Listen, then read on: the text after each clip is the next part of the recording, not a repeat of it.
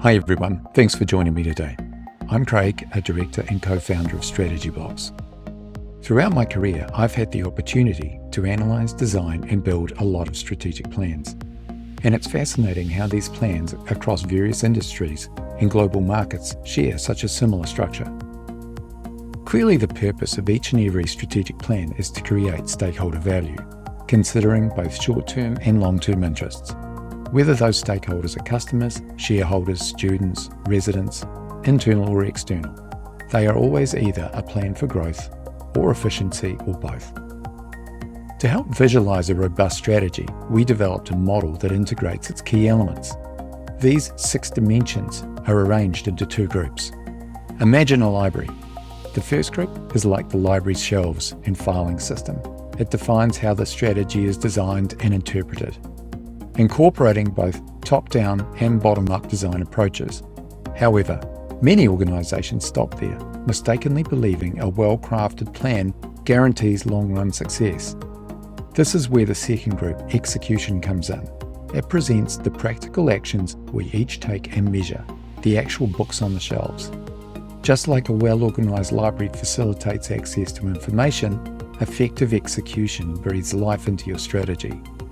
We're going to take a quick look at each of the 6 dimensions. So what do all these plans have in common? They all follow a hierarchical breakdown called a work breakdown structure, starting with the company's vision and mission and cascading down into progressively smaller, discrete strategic activities. This is often referred to as macro or top-down strategic planning.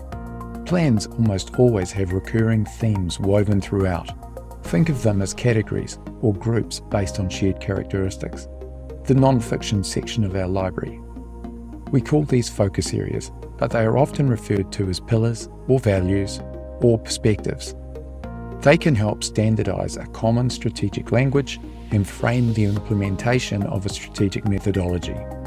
They have the power to help people understand the big picture, top-down strategic framework through the lens of the company's beliefs and culture. Once we get down into the details, micro-strategic planning or ideation becomes crucial. This is where the magic happens, uncovering hidden potential at the edges of the organization. It's all about gathering ideas from those closest to the customer's problems. These are key people in the strategic process called strategic contributors. These are all the intangible aspects of strategic planning, the soft systems, because they focus on language, values, communication, aligning the enterprise, and give the plan the ability to grow dynamically. But strategic plans also have measurable aspects, the tangible or hard strategic systems, the domain of strategic execution. First, we track the completion of those activities laid out in the work breakdown structure. This falls under the work management dimension.